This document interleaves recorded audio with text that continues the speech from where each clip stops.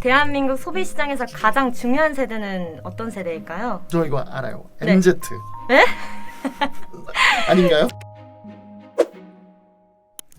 안녕하세요. 안녕하세요. 알짜배기만 모아보는 금주의 마케팅 뉴스 김한영. 박민선입니다. 저희는 큐레터, 유닉, 카탈로그, 캐릭과 같은 여러 뉴스레터와 각종 언론 기사의 이슈들을 모아 한 주의 마케팅 정보를 정리해서 전달드리는 채널입니다. 저희가 소개하는 이슈에 대한 출처들은 아래 더보기란에 남겨두었습니다. 10분으로 전하는 마케팅 뉴스 지금 시작하겠습니다. 첫 번째 소식입니다. 지난 1일부터 시행된 위드 코로나 정책이 시행되고 유통업계에는 소비 열풍이 불고 있다고 합니다. 민선씨, 네, 원래도 소비 요정이신데 지갑 괜찮나요? 지갑이 팔랑팔랑하죠.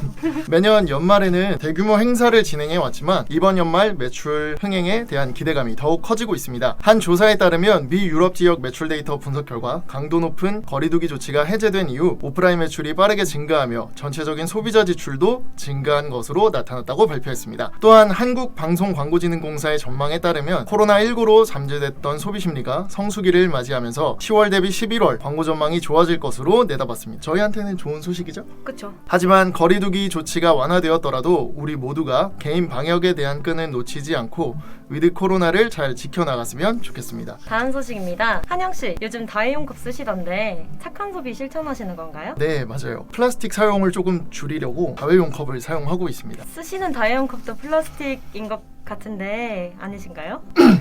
맞는데 제가 한번 썩을 때까지 써볼게요.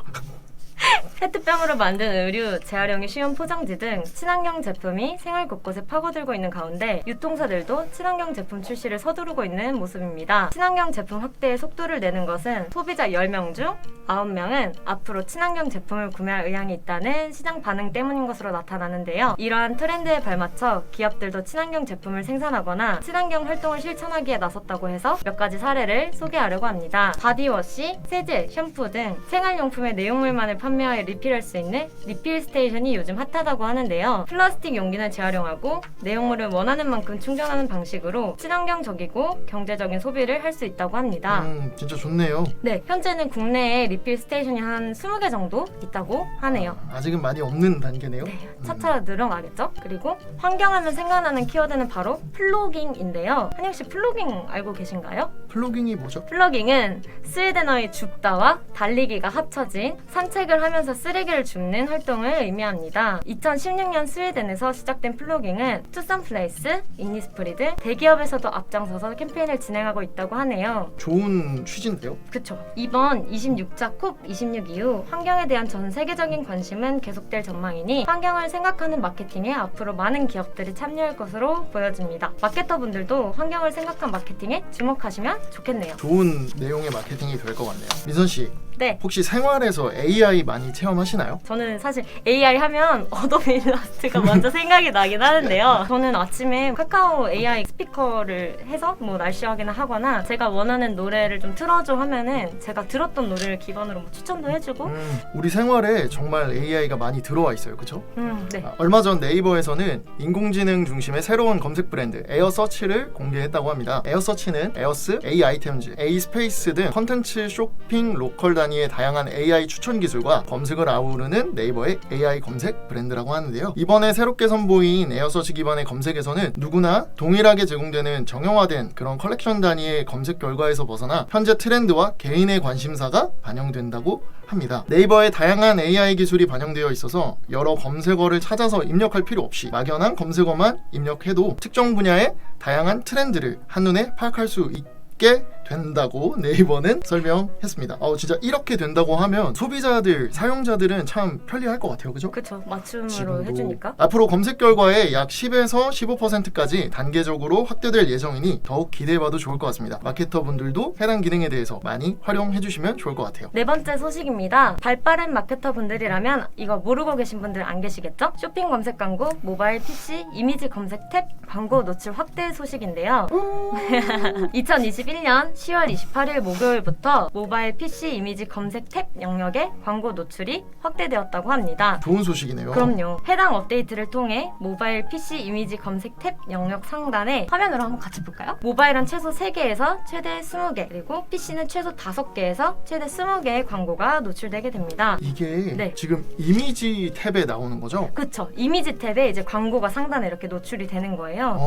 그래서 그래서 해당 구좌에 노출되는 광고는 이미지 탐색 니즈가 높은 검색어, 그러니까 패션, 인테리어 등과 같은 키워드에 한해서 노출되며 노출되는 상품 또한 이미지의 품질 요소를 바탕으로 선정이 되는데요.